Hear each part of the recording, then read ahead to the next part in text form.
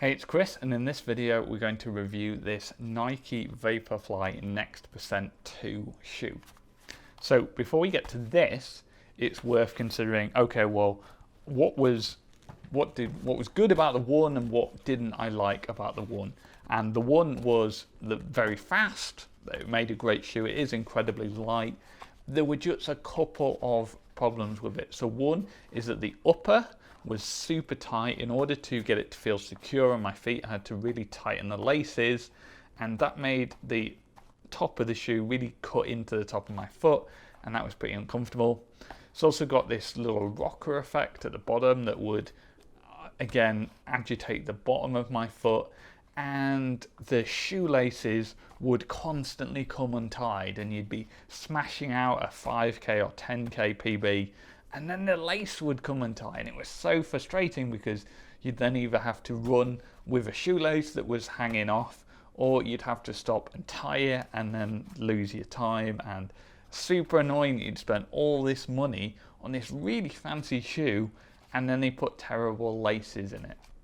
So let's compare this to what they've done with the Next % 2, the next generation. So number one, we talked about that problem with the upper really pressing onto the top of my foot.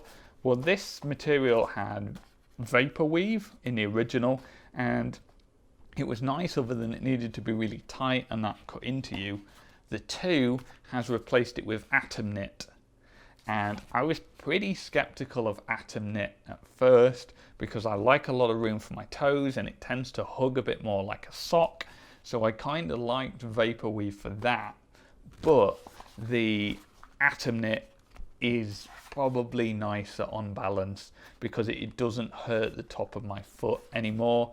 Now, it's true that I haven't got the laces quite as tight, so it doesn't feel as secure as how I've super done them up tight here, but I can live with it. It feels okay, and it doesn't grip my foot as much.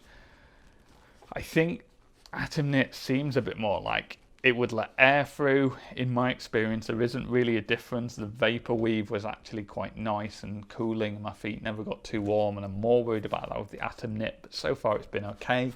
So I think the Nike have done a good job in changing the top because that takes away one key problem. Next thing, the rocker really annoyed me under my foot. I think I've just got used to it because I can't tell this. I'm running both of these shoes and I can't really tell the difference anymore. So I don't think they've necessarily fixed that, but I haven't really heard anyone else moaning about that as a problem anyway, so maybe it was just me. I don't think they've fixed it, but you get used to it, I think. And then the third problem with the original was, and probably one of the biggest problems, the shoelace constantly coming undone.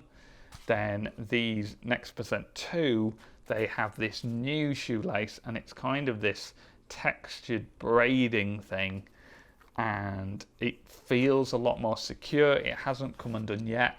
I've only done, I think, like 50, 60 kilometers in these, so I haven't done a ton of running yet, but when you tie it, it feels so much more secure because it's quite, I might lose focus if I don't know how, if the shoelace is too small to look on the camera, but this is a very smooth kind of shoelace here, and it feels like it would come undone quite easily, and it does come undone quite easily. And this is quite like a coarse braided thing that just feels a lot more secure. So that is a massive improvement. The other thing they've changed is they've added a bit of padding into the tongue. So this tongue it's a bit smoother than the vaporwave, but there's no padding there.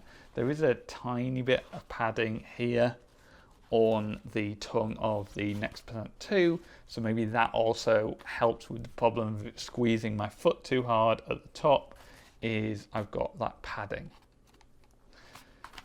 So overall, I think Nike have done a really good job at identifying the big problems with the Next % 1 and fixing them in the Next % 2. So they fixed the upper problem, they fixed the shoelace problem, the tongue now just feels a bit better as well, so it's less painful to run in, and you don't have, as far as I can tell, shoelaces just exploding. So far it's been fine, and from what I can tell it's just as fast as well. It's not any faster, but my times running in both of these shoes are very comparable, which suggests me they've just fixed a couple of things, and otherwise the shoe performs just as well. So this is a great purchase if you're thinking, is there any disadvantage of going with the 2 over the 1? I don't think so, and it's cheaper as well. So this gets a thumbs up from me as a good improvement over the original.